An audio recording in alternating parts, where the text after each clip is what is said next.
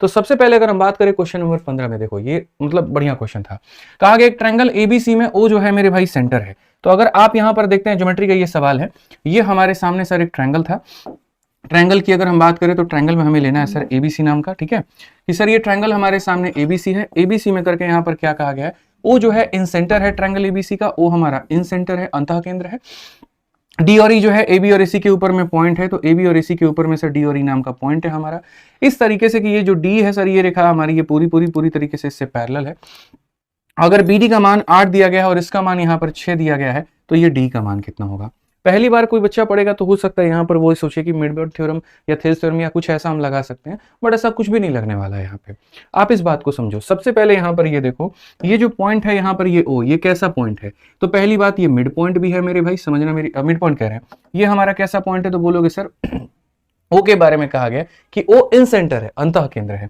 तो अगर हम यहां पर देखें तो सर इसका इन सेंटर होगा, यहां पर इसका इन सेंटर होगा। तो अगर मान लीजिए यहां पर कि इसका ये इन सेंटर है, तो यानी इसने एंगल को बराबर बराबर भागों में बांटा है, अल्फा और अल्फा मेरे भाई बांटा है, ठीक है। अब सबसे मजे की बात मैं आपको बताता हूं मेरे भाई, क्योंकि यहां पर ये इन सेंटर है, ये एंगल मेरे भाई बराबर है, और ये वाली रेखा और ये वाली रेखा पैरेलल है। तो अगर हम कहें यहां पर तो पूरा पूरा जेड बन रहा है, जेड बनेगा तो ये अल्फा होगा, तो ये भी मेरे भाई कितना होगा, अल्फा होगा।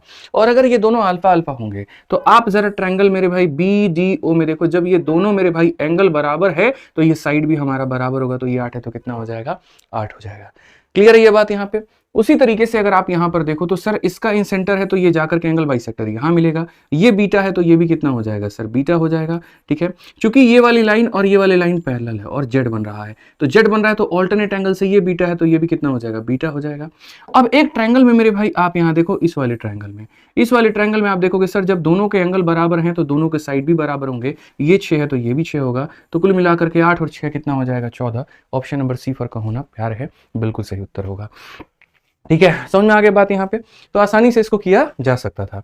आइए चलिए नेक्स्ट क्वेश्चन नंबर 19 देखिए। इस क्वेश्चन को भी काफी सारे बच्चों ने स्किप किया, पता नहीं इसके अंदर में इतना दम तो था नहीं, पर ठीक है, काफी लोगों ने स्किप किया तो हम लोग इसके भी कर लेते हैं। सवाल में यह है कि इसका मान 15 है, इसका मान 55 है, तो आप हमको इसका मान बताओ कि इसकी वैल्यू कितनी होगी। ठीक है सर, देखिए कैसे बनेगा। यहाँ पर आप लोग कभी पेपर में कंफ्यूज मत हो ना, आसानी से बना सकते हो। देखो यहाँ पर ये सेंटर है, तो ये रेडियस है, तो ये भी क्या होगा, रेडियस होगा। तो ये अगर 15 है तो हमारा ये भी कितना हो जाएगा मेरे भाई, 15 हो जाएगा। 15 और 15 30 है, तो ये हमारा पूरा पूरा कितना होगा, तो भाई बोलोगे 150 होगा, क्योंकि यहाँ पर ट्रायंगल के तीनों एंगल का सम 180 होता है। 15 15 30 है तो ये कितना हो जाएगा, 150 हो जाएगा। ठीक है, अब आ जाते हैं अगले भाग पे। अगला भाग आप देखो यहाँ पर, ये वाले ट्रायंगल में इसको मिटा देते हैं हम लोग, इसकी हमें कोई आवश्यकता नहीं है। अब अगर हम देखें मेरे भाई यहाँ पर इस वाले भाग में, आप ये देखो, ये भी रेडियस है और ये भी रेडियस है, तो इस ट्रायंगल में मेरे भाई ये 55 है तो ये भी 55 होगा, और 55 और मेरे भाई ये 55 कितना हो जाएगा, 110, तो ये एंगल कितना हो जाएगा, 70 हो जाएगा। कितना हो जाएगा मेरे भाई, 70 हो जाएगा। ठीक है, आपका ये काम नहीं, आप इसको मिटा दीजिए। अब आप एक बात बताइए, पूरा का पूरा कितना है, 150, ये कितना है 70, तो ये कितना होगा, 150 में से 70 घटा दो मेरे भाई, 80 निकल करके आ गया। तो कौन सा ऑप्शन है, सी फॉर का होना प्यार है।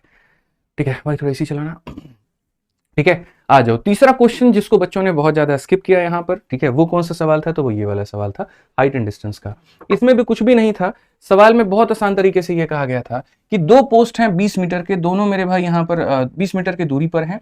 एक की हाइट दूसरे की हाइट की डबल है, पढ़ लो। दो खंबे 20 मीटर की दूरी पर हैं, एक की ऊंचाई दूसरे की ऊंचाई से दोगुनी है। यदि उनके पैरों को जोड़ने वाली रेखा मध्य बिंदु से एक पर्यवेक्षक उनके शीर्ष की कोणीय ऊंचाई को पूरक पाता है, तो यहाँ पर उनकी ऊंचाई कितनी होगी, छोटी वाली की ऊंचाई कितनी होगी।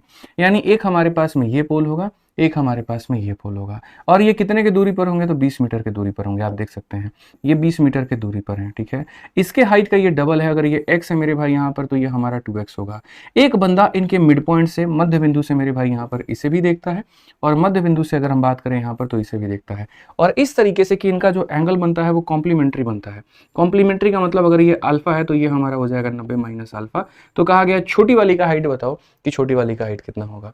सबसे पहली बात, यहाँ मेरे भाई अगर आप देखोगे तो ये 20 है, 20 है तो यहाँ पर 10 चला जाएगा, और यहाँ कितना चला जाएगा, 10 चला जाएगा, क्योंकि मिड पॉइंट है। ठीक है, tan अल्फा की वैल्यू निकालोगे, tan अल्फा की वैल्यू, तो tan अल्फा की मेरे भाई वैल्यू कितनी निकल करके आएगी, तो बोलोगे सर tan अल्फा की वैल्यू जो होगी वो हमारी हो जाएगी x अपॉन में 10 करके।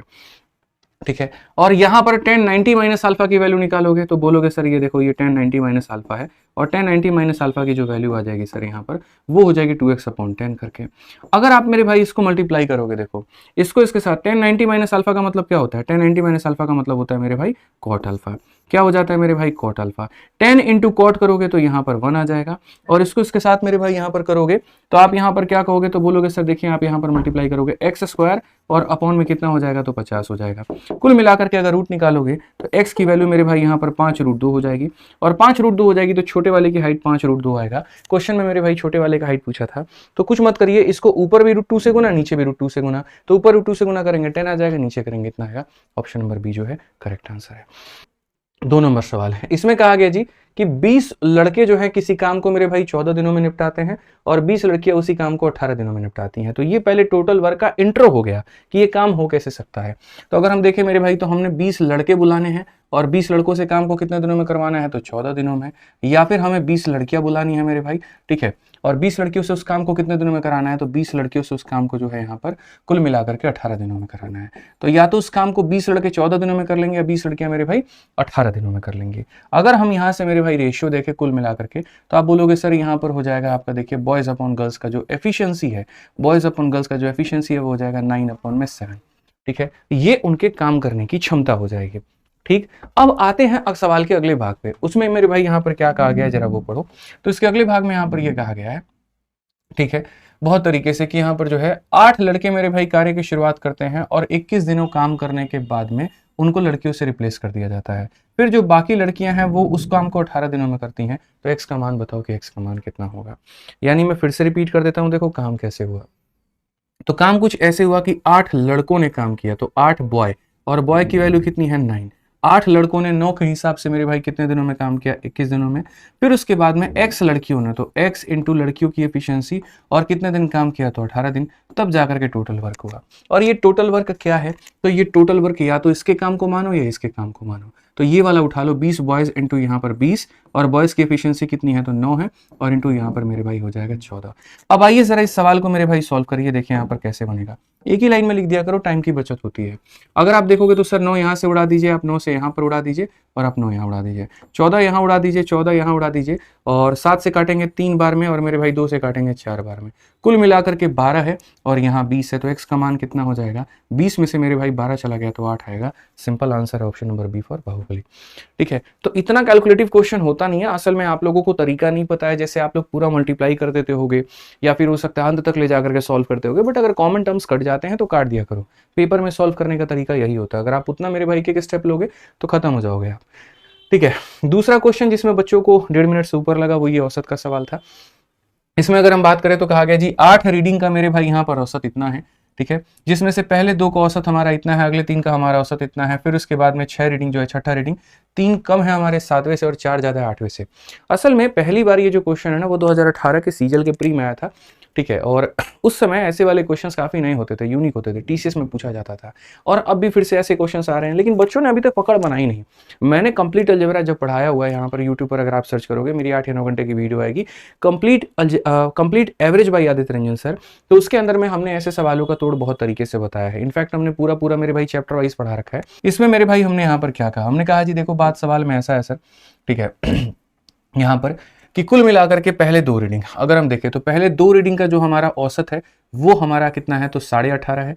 उसके बाद में हमसे यहाँ पर कहा गया अगले 3 रीडिंग का जो औसत है वो हमारा 21 पॉइंट मेरे भाई यहाँ पर 2 है। उसके बाद में एक छठा रीडिंग आएगा, उसके बाद में एक 7वां रीडिंग आएगा, और उसके बाद में एक हमारा 8वां रीडिंग आएगा। रिलेशंस किनके बीच में क्या क्या है जरा हम वो भी देख लेते हैं, ठीक है, रिलेशंस बहुत जरूरी है भाई यहाँ पर। तो रिलेशंस की अगर हम बात करें तो यहाँ पर हमने कहा बहुत अच्छे तरीके से पढ़ लीजिए सर यहाँ पर कि यदि छठी रीडिंग 7वीं से 3 कम है, अगर हम छठी की बात करें तो मेरे भाई यहाँ पर 7वीं से 3 कम है, और यहाँ पर कहा गया 8वीं से 4 अधिक है, ये इससे कितना अधिक है, तो मेरे भाई 4 अधिक है।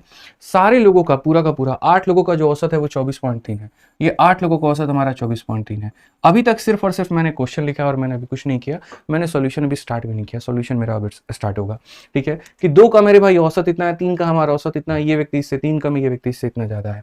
तो सबसे पहले जिसके ऊपर में हमला होता है आप उससे x मानिए, ऊपर से -3 आया तो नीचे से +3 करिए, ऊपर से मेरे भाई +4 आया तो नीचे से -4 करिए, कि सर ये ऐसे हो गया मेरे भाई यहाँ पर केस। ठीक है। अब उसके बाद में अगला कदम डेविएशन निकालिए। जब आप डेविएशन निकालेंगे तो आप क्या करेंगे, सर देखो 24.3 से ये हमारा कितना कम है, तो 1.5 हो गया मेरे भाई, 1.5 और 4 5.5 5.8, तो मेरे भाई इससे ये कितना कम है 5.8। अगर एक संख्या पर 5.8 की कमी तो दो लोगों पर कितना हो जाएगा, 11.6 की मेरे भाई कमी हो जाएगा, ठीक है। सीधा डेविएशन देखो सर 5.8 इंटू 2 इतना हो जाएगा, ये देखो मेरे भाई कितना कम है 3.3। अगर एक संख्या 3.3 कम है, आप देख सकते हो मेरे भाई 3.1, अगर एक संख्या 3.1 कम है तो तीन संख्या पर कितना हो जाएगा 9.3 मेरे भाई कम हो जाएगा। अब समझ गए बात को लेकर के, तो टोटल डेविएशन अगर आप देखोगे तो -20.9 होगा। अगर इधर माइनस होता है तो इधर प्लस होना जरूरी है, अगर प्लस नहीं होगा तो मेरे भाई यहां पर फिर ये तराजू बैलेंस नहीं हो पाएगा, तो इधर प्लस में लेकर के आ जाओ।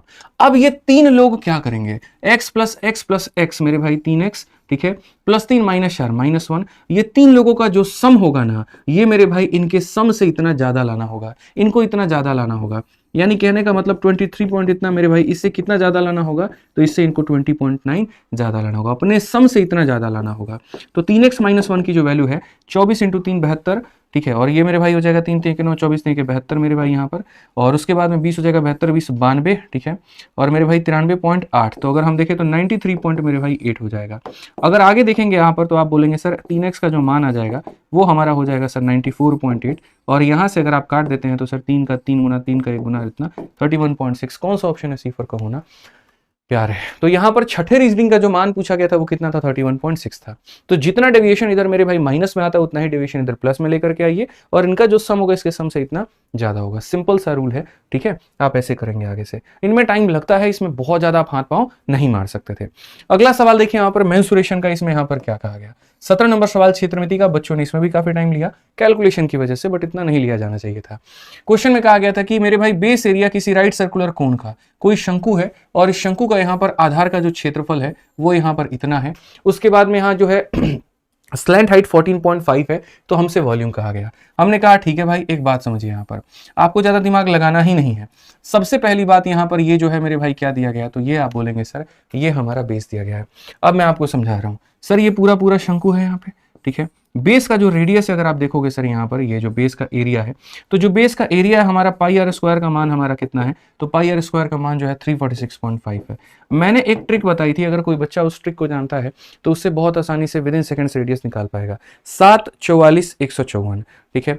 आप यहाँ पर एरिया को मेरे भाई 154 से भाग करो, जब आप इसको 154 से भाग करोगे तो आपका मेरे भाई कटेगा ये 2.25 में, और अगर ये 2.25 में कटेगा तो इसका रूट लगा दो, इसका रूट लगा दो तो 1.5 हो जाएगा, यानी रेडियस हमारा कितना गुना होगा, तो 1.5 के। कहने का मतलब मैं आपसे क्या कहना चाहता हूँ, कहने का मतलब बहुत ही आसान भाषा में आपसे ये कहना चाहता हूँ कि अगर रेडियस 7 होता है तो सरकमफेरेंस 44 होता है और एरिया मेरे भाई 154 होता है, ठीक है। अगर आप रेडियस को 2 गुना करोगे तो ये 2 का स्क्वायर 4 गुना होगा, अगर आप इसको 3 गुना करोगे 3 का स्क्वायर इतना गुना होगा।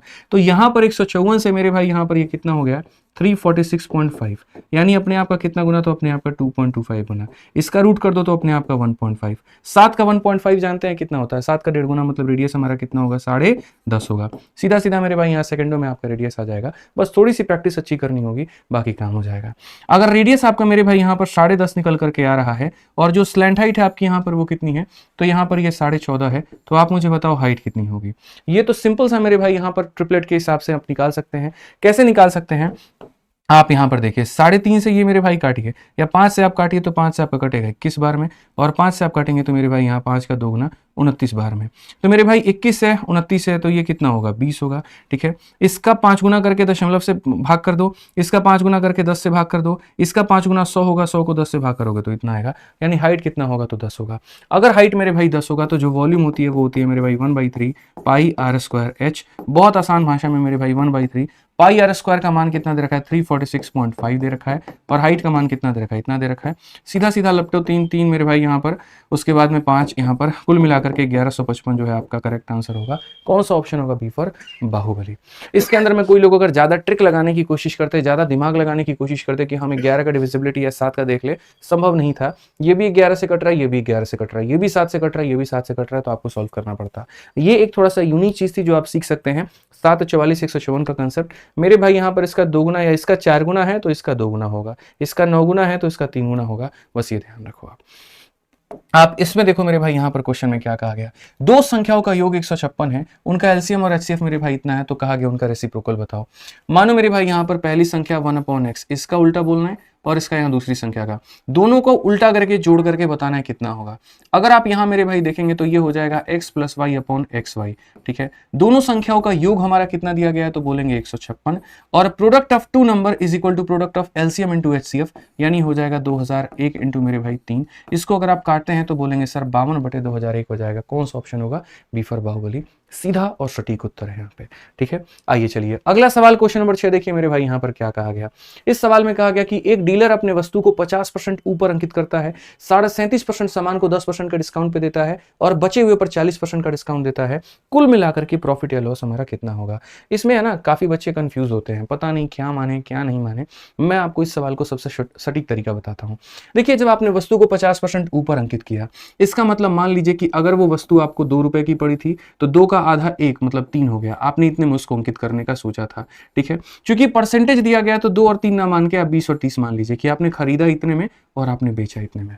अब क्वेश्चन में क्या कहा गया, आपने 37.5%, इस परसेंट की वैल्यू होती है 3/8, यानी 8 आर्टिकल्स में से 3 आर्टिकल, 3 आर्टिकल एक तरफ, 5 आर्टिकल एक तरफ। इन 3 आर्टिकल पर मैंने 10% का डिस्काउंट दिया, इस पर 10% का डिस्काउंट दे देंगे तो कितने में बेचेंगे? 27 में। और बचे हुए के ऊपर में 40% का डिस्काउंट, इस पर 40 का डिस्काउंट दे देंगे तो बेचेंगे कितने में? 18 में। इसको 81 में बेचा, इसको 90 में बेचा, तो इसको 81 में बेचा और इसको कितने बेचा? 90 में बेचा मेरे भाई यहाँ पर। तो अगर आप देखोगे तो आप कुल मिलाकर के कितने बेचोगे? 3 वस्तु को 27 के हिसाब से 81 रुपए और इसको 90 रुपए, यानी कुल मिलाकर के 171 रुपए। आपने बेचा कितने में? 171 में। और आपने खरीदा कितने में था? 20 रुपए के हिसाब से यहाँ पर कितने वस्तु खरीदे थे? 8, यानी खरीदा आपने 60 में था। 160 में खरीदा, 171 में बेचा, फायदा कितने का? 11 का। 11 बटे मेरे भाई कितना हो जाएगा? तो बोलोगे गुरुजी 11 बटे 160 इंटू कितना हो जाएगा? 100 हो जाएगा। अगर आप देखोगे यूनिट डिजिट मेरे भाई 0 है, 8 7 56 और 56 और मेरे भाई यहाँ पर कितना? ये यूनिट डिजिट नहीं होगा बिल्कुल, ठीक है। यूनिट डिजिट मेरे भाई कितना होगा यहाँ पे? 8 6 48, 48 और 7 मेरे भाई ये भी हमारा यूनिट डिजिट नहीं होगा, ठीक है। हमें यहाँ पर देखना पड़ेगा सर 8 से, और यहाँ पर कितनी बार में? 5 बार में, 55। तो यहाँ पर ऑप्शन नंबर ए जो है वो हमारा क्या आएगा? बिल्कुल हमारा सही उत्तर आएगा। एक तो हमें प्रॉफिट भी हो रहा है, यूनिट डिजिट हमारा 5 है, 8 6 48 प्लस 7 हमारा यूनिट डिजिट 5 आएगा, करेक्ट आंसर होगा। आ जाओ चलो नेक्स्ट क्वेश्चन की बात करते हैं। अगला सवाल देखते हैं क्या कहा गया। बोला गया एक पर्सन मेरे भाई अपने पैसे का 30% सम 30% के रेट पर दे रहा है, 50% सम मेरे भाई 50% of the rest at 45% per annum and remaining eight 18% per annum rate of interest, तो उसका एनुअल कितना पड़ेगा? आसान भाषा में औसत वाले सवाल कि कोई व्यक्ति अपने पैसे के कई सारे टुकड़े करके मेरे भाई लोगों को उधारी पर दे रहा है, तो ऑन एन एवरेज उसका रेट कितना आएगा? तो हमने यहाँ पर कहा जी एक तरफ में हम डेटा ले लेते हैं और एक तरफ में हम औसत ले लेते हैं। अगर आप देखेंगे तो ये व्यक्ति मेरे भाई अपने पैसे का 30% भाग कितने के रेट पर दे रहा है? 30% पे। 100 रुपए में से 30 रुपए निकाल दो, 70 बचे। उस 70 का 50% यानी मेरे भाई बाकी का 35 रुपया कितने पर देना है? तो 45 पर देना है। और जो बाकी हो जाएगा हमारा यहाँ पर, उसको मेरे भाई कितने पर देना है? तो 18 पर देना है। आप मुझे बताइए यहाँ पर क्या होगा सबका औसत। तो अगर मुझे सबका औसत निकालना है तो मैं पहले डेटा का रेशियो लूंगा, ठीक है। उसके बाद में मैं यहाँ पर क्या करूंगा? किसी एक संख्या को औसत मान लूंगा। मान लेते हैं सबका औसत हमारा कितना है? 30 है। 30 से ना कम है ना ज्यादा है, 0। 30 से 15 ज्यादा है 7 लोगों पर, तो 15 सते 105 हो जाएगा। 30 से 12 कम है, 12 सते मेरे भाई 84 हो जाएगा। 16 और मेरे भाई यहाँ पर 5, कुल मिलाकर के 21 मेरे भाई क्या होगा? तो 21 हमारे पास में ज्यादा है। ये 21 ज्यादा है तो कितने लोगों में बांट दो मेरे भाई? 20 लोगों में। अगर 21 को 20 लोगों में बांटोगे तो ये तुम्हारे पास में 1.05 आएगा, यानी कहने का मतलब 30 और 1.05 यानी 31.05 ऑप्शन नंबर ए जो है करेक्ट आंसर है। तो जब भी ऐसा क्वेश्चन आ जाए डेविएशन लगाइए, डेविएशन के माध्यम से आप अपने सवालों को बनाइए। आइए चलिए 6 नंबर क्वेश्चन एकदम हल्का सवाल था। कहा गया था मेरे भाई एक ट्रायंगल एबीसी में ए पर समकोण है, tan बी का मान 940 है। सो 940 कह रहे हैं 9/40 है। अगर मान लीजिए tan बी है तो tan का मतलब परपेंडिकुलर अपॉन में बेस होता है, 940 है तो ये 41 होगा मेरे भाई यहाँ पर। तो क्वेश्चन में कहा गया इस पूरे का मान बताओ मेरे भाई। Sine square plus cos square ऊपर में कितना हो जाएगा? 1, ठीक है। और 1 प्लस कॉट स्क्वायर कितना हो जाएगा? कोसेक स्क्वायर हो जाएगा, ठीक है। अब एक बात बताओ 1 अपॉन कोसेक स्क्वायर क्या हो जाएगा? साइन स्क्वायर मेरे भाई बी हो जाएगा। और साइन स्क्वायर बी का मतलब क्या होगा? तो यहाँ इसका स्क्वायर अपॉन इसका स्क्वायर, 9 का स्क्वायर कितना है? 81 है, और 41 का स्क्वायर, ये ऑप्शन नंबर बी जो होगा करेक्ट आंसर होगा। इनमें कोई टाइम आपको नहीं लेना था। आइए चलिए नेक्स्ट क्वेश्चन मेरे भाई अलजेब्रा का देखिए, ये दिया गया और आपसे उसका मान पूछा है। तो अगर हम बात करें यहाँ पर तो मेरे भाई इसमें क्या कहेंगे? कुछ नहीं करिए मेरे भाई, क्रॉस मल्टीप्लाई मारिए। यहाँ 9x आ जाएगा, वहां उतना आ जाएगा, तो हम यहाँ सीधा सीधा कहेंगे सर ये हो जाएगा x square minus 2x minus 1। अगर हम एक साथ में इनको अरेंज करके लिखते हैं तो ये 9x भी जाकर के मेरे भाई वहां पर -11x बना देगा, ठीक है। जब हम इसको मेरे भाई ले जाएंगे जाएंगे, ऐसे कर लो, एक काम करो, उस 2x को ला करके यहाँ 11x कर लो और यहाँ एक्स स्क्वायर माइनस 1 कर लो। x से डिवाइड करोगे ना, तो x से डिवाइड करोगे x माइनस 1 अपॉन एक्स और यहाँ पर कितना हो जाएगा 11 हो जाएगा। जब x माइनस 1 अपॉन एक्स का मान 11 आ चुका है तो उसके बाद में मेरे भाई क्यूब का मान निकालना है। उसके लिए हम क्या करेंगे, n क्यूब जमा मेरे भाई हो जाएगा 3n यहाँ पे। अगर आप देखोगे तो n क्यूब का मतलब 1331 हो जाएगा और 3n का मतलब मेरे भाई यहाँ 33 हो जाएगा। 3 1 4 3 3 6 मेरे भाई 1364। कौन सा ऑप्शन है, C4 का होना प्यार है। बड़े आसान तरीके से मेरे भाई आप यहाँ पर इस सवाल को बना पाएंगे। ठीक है, कोई दिक्कत की बात यहाँ पे, चलिए आ जाइए अगला सवाल पर मेरे भाई देखते हैं। अगला सवाल यहाँ पर समझते हैं क्या कहा गया है। 8 नंबर क्वेश्चन है मेरे भाई। यहाँ पर इस सवाल में कहा गया A 40% कम है B से और C जो है मेरे भाई यहाँ पर 40%। बहुत आसान क्वेश्चन है, रेशियो का सवाल है। A है हमारे पास में, B है हमारे पास में, C है हमारे पास में। A B से 40% कम है, A जो है इससे 40% कम है, यानी अगर ये 100 है तो इससे 40 कम ये कितना है तो 60 है। ठीक है, और C जो है A और B के योग का 40% है, इनके सम का 40%, इनका सम कितना है तो 160 और 160 का मेरे भाई 40% कितना होता है तो 16 चौके 64 होता है मेरे भाई, यहाँ पर इतना है। तो कहा गया B जो है C से कितना अधिक होगा। मेरे भाई B हमारा C से कितना अधिक होगा, तो बोलेंगे सर 36 अधिक है। 36 बटे कितना तो 64, तो यहाँ पर हो जाएगा सर 36 बटे 64 इंटू कितना हो जाएगा सर 100 हो जाएगा यहाँ पे। ठीक है, आपको पता है सर यहाँ पर ये कटेगा। ठीक है, आप इसको काटिए सर 4 से कितनी बार में काटेंगे, 16 बार में। 4 से आप काट लीजिए 25 बार में, 4 से काट लीजिए 4 बार में, 4 से काट लीजिए 9 बार में। 25 नवा मेरे भाई यहाँ पर 225 और बटे में कितना है तो 4 है। अगर आप काटोगे तो मेरे भाई यहाँ पर हो जाएगा 4 25 20 56 से इतना मेरे भाई। कौन सा ऑप्शन है, डी फॉर देवसेना। बहुत ही आसान भाषा में डी फॉर देवसेना बताएंगे, काम खत्म भाई। आ जाओ, चलो नेक्स्ट क्वेश्चन देखो क्या कहा गया। The compound interest on a certain some in 2.5 year 10% per annum is इतना। बताओ सम कितना होगा। किसी पैसे को तुम चक्रवृद्धि ब्याज पर देते हो, 2.5 सालों के लिए देते हो 10% के हिसाब से। अगर इतने का ब्याज है, पैसा कितना होगा भाई। 2.5 साल का मतलब 1 साल हो गया, फिर उसके बाद में 1 साल हो गया, फिर उसके बाद में 1 साल। ठीक है, एक नहीं मेरे भाई आधा साल। 1 साल 1 साल आधा साल। 1 साल का रेट 10% मेरे भाई, 1 साल का रेट 10% और यहाँ पर इसका रेट 5%। इन दोनों का सक्सेसिव 21 होगा और 21 को जब इसके साथ में लगाओगे 21 5 26 27.05 होगा। आपको सीधा सीधा इतना फास्ट कैलकुलेशन आना चाहिए कि 10 10 और 5 का सक्सेसिव इतना होता है। ठीक है, अब जो क्वेश्चन में ये 3787 मेरे भाई यहाँ पर दिया गया, ये क्या है, ब्याज है। ब्याज है मतलब 27.05 का मान है और हमसे मेरे भाई सम का मान पूछा है। सर आप एक काम करो, डिजिटल सम लगाओ, कोई कैलकुलेशन मत करो। डिजिटल सम से आप इसको उड़ा दो। डिजिटल सम में नीचे 7 और 2 9 बना खत्म, नीचे 5 होता है, ऊपर से 2 गुना करते हैं और इसे काट देते हैं, खत्म हो गया मेरे भाई। 7 और 7 14। ठीक है, या ऐसे कर लो सर, यहाँ पे 7 3 10 8 18 खत्म हो गया। 7 इंटू 2 14, 14 का डिजिटल सम 5 होता है और यहाँ पर मेरे भाई कौन सा ऑप्शन में 5 बन रहा है, 4 जमा 1 5 बन रहा है। ऑप्शन नंबर ए जो है आंसर है। ठीक है, तो पहला आपके पास में ट्रिक कह लो, कैलकुलेशन फास्ट कह लो, स्पीड कह लो, जो भी कह लो कि सर आपके पास में इसका सक्सेसिव फटाफट निकाल लेते, और दूसरा उसके बाद में आप इसमें डिजिटल सम अप्लाई कर देते। जब क्वेश्चन कैलकुलेटिव होता है तो डिजिटल सम, डिविजिबिलिटी और यूनिट डिजिट, ये 3 चीजें ऐसी होती हैं जो आपकी हथियार होती हैं, और जब जब हम पढ़ाते हैं ये सारी बातें हम आपको सिखाते हैं। ठीक है, यही है मेरे भाई एग्जाम वाला मेथड। मैं आपको कह रहा था कि आपके पास में एग्जाम वाला मेथड होना चाहिए। ठीक है, जिसमें मेरे भाई सवालों को आप उड़ा पाएं। पेपर तो क्वेश्चन तो बढ़िया आएगा ही आएगा, लेकिन उसमें आपकी कलाकारी कितनी है आप अपना खुद देखिए, आकलन करिए कि आपको ऐसे तरीके आते हैं नहीं आते हैं। नहीं आते हैं तो सीखना शुरू करिए। ठीक है, और प्रैक्टिस आपको अगर करना है ना मेरे भाई एसएससी का किसी भी क्वेश्चन का, तो आप बहुत ही शानदार तरीके से अपनी इस किताब से कर सकते हैं। एसएससी मैथ्स टाइप वाइज ये बुक बनाई है, अभी रिसेंट में ये आई है। मैथ्स का एक एक टाइप वाइज, लेवल वाइज ये क्वेश्चन दिया गया, और ऐसी किताब मैं आपको ऑनेस्टली कहता हूँ पूरी इंडिया में आपको खोजने को नहीं मिलेगी। फ्लिपकार्ट पर 4.7 रेटिंग है इसकी। ठीक है, और जितने भी बच्चे मंगा रहे हैं उनके अंदर में एक इंप्रूवमेंट देखने को मिल रहा है। ठीक है, बहुत शानदार तरीके से गणित आपकी सुधारने वाली है ये किताब। तो जो भी बच्चे एसएससी के किसी एग्जाम की तैयारी करते हैं वो किसी और पब्लिकेशन छोड़ के मेरे भाई इस किताब को लें। एक तो कॉस्ट भी काफी कम है, क्वालिटी भी बहुत जबरदस्त है। ठीक है, 329 रुपए में फ्लिपकार्ट पर आप इसे मंगा करके बढ़िया से प्रैक्टिस कर सकते हैं। आइए चलिए मेरे भाई यहाँ पर नेक्स्ट हम देखते हैं। नेक्स्ट मेरे भाई 10 नंबर क्या कहा गया, बोला गया घोड़ा और एक मेरे भाई बकरी दोनों को खरीदा गया 19,200 में। घोड़े को बेचते हैं किसके नुकसान पर और बकरी को बेचते हैं 13 के फायदे में, इस तरीके से कि बाद में सेलिंग प्राइस सेम हो जाता है। भाई एसपी सेम 1000 दफा पढ़ाया है, 1000 दफा एसपी सेम होता है तो क्या होता है, एक सेकंड में इसको उड़ा दोगे। कैसे उड़ाओगे यार, एक बात बताओ, घोड़े को भी तुमने बेचा, बकरी को भी तुमने बेचा। घोड़े को 21 के नुकसान पे बेचा है, 100 में 21 का नुकसान मतलब तुमने 79 पे मेरे भाई बेचा है, तो यहाँ पर घोड़े का 79% हो जाएगा भाई। और बकरी की अगर हम बात करें उसको 13 के फायदे में, तो यहाँ पर 100 में 13 का फायदा 113 में बेचा है। परसेंट से परसेंट खत्म, H/G का मान जो आ जाएगा वो 113/79 आ जाएगा। क्वेश्चन में कहा गया जी यहाँ पर बकरी का कॉस्ट प्राइस, यानी बकरी 79 का मल्टीपल होगी। 79 का मल्टीपल ऑप्शन नंबर डी है। बस बात खत्म, सॉल्व भी मत आ जाओ। नेक्स्ट क्वेश्चन मेरे भाई देखो 22 नंबर सवाल, 1 सेकंड में इसको उड़ाया जा सकता था बट पहले पढ़ लो। कहा गया 2 पाइप ए और बी एक टंकी को 15 मिनट और 20 सेकंड में मेरे भाई भर सकते हैं, 20 मिनट भर सकते हैं, और आउटलेट जो है यहाँ पर इतना लीटर मेरे भाई 10 से पानी निकाल रहा है। तीनों पाइप उस टंकी को 12 मिनट में अगर भर देते हैं, टैंक की क्षमता ज्ञात करो। मतलब यहाँ पर पहला वाला नल 15 मिनट में भरेगा, दूसरा वाला नल 20 मिनट में भरेगा, तीनों मिलकर के भरे तो 12 मिनट में भरेगा। क्यों? क्योंकि 2 भरने वाले हैं और 1 खाली करने वाला है। यदि खाली करने वाले की क्षमता इतनी है, टंकी की क्षमता कितनी होगी? पाइप सिस्टम का one of the top question है। मैं ये कहता हूं भैया ये क्षमता को देखना, तुम यहाँ पर कितना है तो 28, 28 किसका मल्टीपल है? 7 का, तो ये आंसर भी कितना होगा? 7 का मल्टीपल होगा। अब बोलोगे इसे कैसे जबरदस्ती है? जबरदस्ती नहीं है भाई, लॉजिक होता है।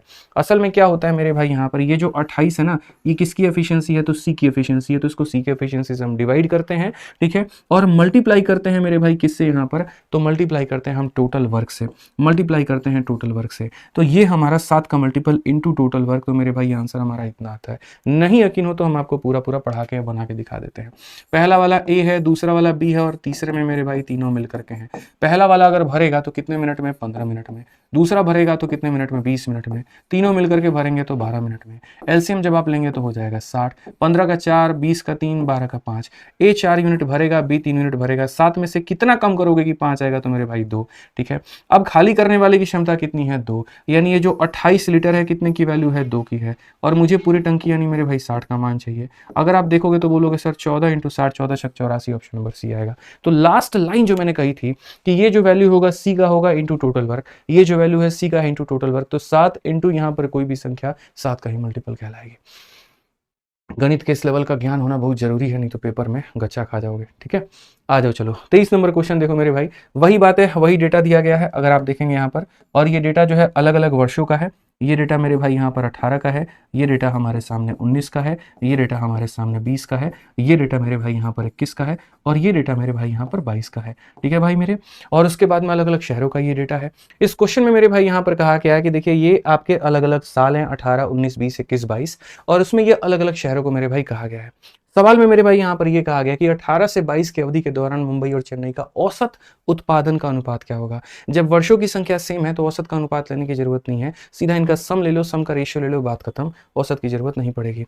तो सम में अगर हम जाएंगे तो हमें सम किसका चाहिए? मुंबई का, और किसका चाहिए? चेन्नई का।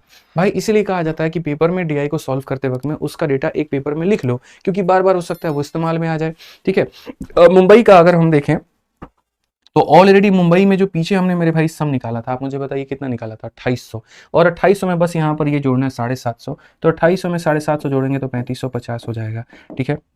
दिल्ली का आया था 2200, लेकिन हमें दिल्ली का नहीं लेना, हमें चेन्नई का लेना है। तो अगर हम चेन्नई का लेंगे तो मेरे भाई यहाँ पर हो जाएगा 7, 7 के साथ में मेरे भाई यहाँ पर 3 10, 10 के साथ में मेरे भाई यहाँ पर 5 15, ठीक है, 15 के साथ में मेरे भाई यहाँ 9 24, ठीक है, और 24 के साथ में मेरे भाई यहाँ पर जो है अगर आप देखेंगे तो 32.5, 24 में 8.5 जोड़ेंगे 32.5। अगर आप यहाँ रेशियो लेते हैं तो 5 से काटिए इतनी बार में, और 5 से काटिए इतनी बार में, 71 65, ठीक है, 71 65 कौन सा ऑप्शन है? बी फॉर बाहुबली, ठीक है। थोड़ा कैलकुलेशन भाई हमारे पास रखिए आप। आइए चलिए 23 नंबर सवाल, वही क्वेश्चन है ना, ठीक है। 23, अच्छा 23 ये 2 बार आ गया है, कोई बात नहीं। आइए चलिए मेरे भाई 24 नंबर हम लोग ऑलरेडी कर चुके हैं, और ये हमारे आखिरी 25 नंबर है। उसके बाद में हम आपको बता देंगे कि मौके कितने सवाल में कितना टाइम लगता, क्या लगता, सारी बातें। आइए देखिए, कहा गया एक मोटर बोट जो है 12.5 घंटा लगता है डाउन जाने में, 37.5 घंटा लेता है अप जाने में, तो यहाँ बोट का और मेरे भाई धारा का रफ्तार का अनुपात बताओ।